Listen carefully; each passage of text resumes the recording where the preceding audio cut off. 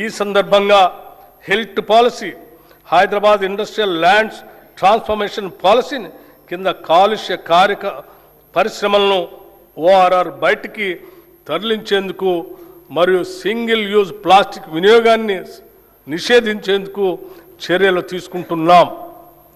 Cure పరిధిలో ప్రస్తుతం ఉన్న పెట్రోల్, డీజిల్ ఆటోలను రెట్రో ఫిట్టింగ్ ద్వారా ఎలక్ట్రిక్ వాహనాలుగా ప్రభుత్వ ఖర్చుతో మారుస్తాం.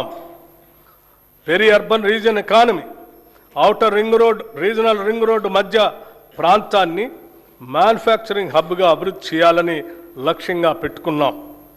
ఈ ప్రాంతంలో తయారీ పరిశ్రమలు, ఎంఎస్ఎంఈ క్లస్టర్లు, లాజిస్టిక్ హబ్లు, పారిశ్రామిక పార్కులు ఏర్పడేలా చర్యలు తీసుకుంటాం. దీని ద్వారా ముఖ్యంగా పెద్ద ఎత్తున ఉద్యోగాలు సృష్టించబడతాయి. ఈ ప్రాంతం తెలంగాణ ఆర్థిక వ్యవస్థకు తయారీ కేంద్రంగా, మ్యానుఫ్యాక్చరింగ్ ఇంజన్గా మారనుంది.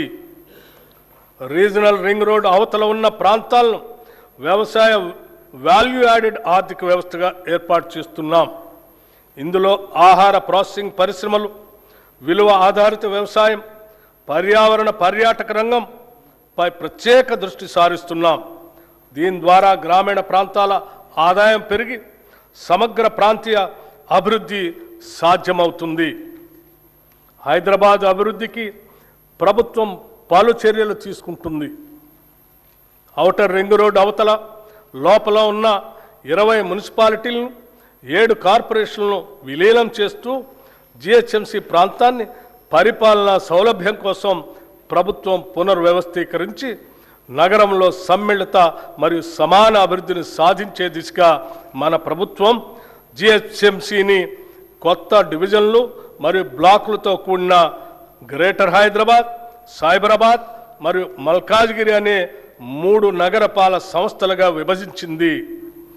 అనేక పాలనాపరమైన సంస్కరణలతో పాటు ప్రణాళికాబద్ధమైన అభివృద్ధి కోసం సమర్థులైన అధికారుల్ని నియమించడం జరిగింది. ఈ పునర్వ్యవస్థీకరణ ద్వారా పరిపాలనా వికేంద్రీకరణ, స్థానిక స్థాయిలో జవాబుదారీతనం పెంపు, మౌలిక సదుపాయాల అభివృద్ధి మరియు పౌరులకు వేగవంతమైన సేవలు అందుబాటులోకి రానున్నాయి. ఈ 3 మున్సిపల్ కార్పొరేషన్లతో పాటు హైదరాబాద్ మెట్రోపాలిటన్ వాటర్ సంస్థ, హైడ్రా వంటి సంస్థలన్నింటినీ సమన్వయపరిచే ఒక సంస్థను ఏర్పాటు చేయడానికి తగిన చట్ట సవరణ చేయాలని నిర్ణయించాం.